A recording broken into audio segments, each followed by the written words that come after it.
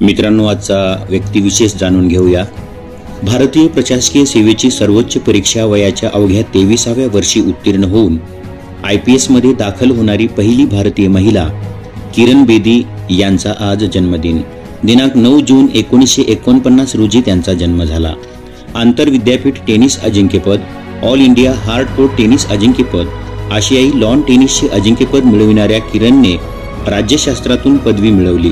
कायद्याचे शिक्षण घेतले। 16 जुलै 1972 रोजी भारतीय पोलीस दलात पहिली महिला अधिकारी म्हणून प्रवेश केलेल्या किरण बेदींनी 1973च्या प्रजासत्ताक दिन संचलनाचे नेतृत्व केले आहे।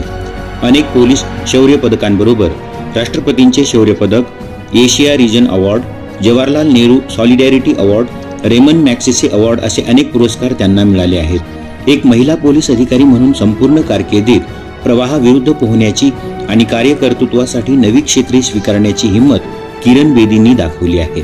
आपल्या कारकिर्दीतल्या वादग्रस्त प्रसंगांमुळे सतत चर्चेत राहिलेल्या श्रीमती बेदी ह्या सामान्य जनतेला मात्र मसीहा वाटतात। आय डेअर असे अभिमानाने म्हणणाऱ्या अशा डॉक्टर किरण बेदींचा आज जन्मदिन।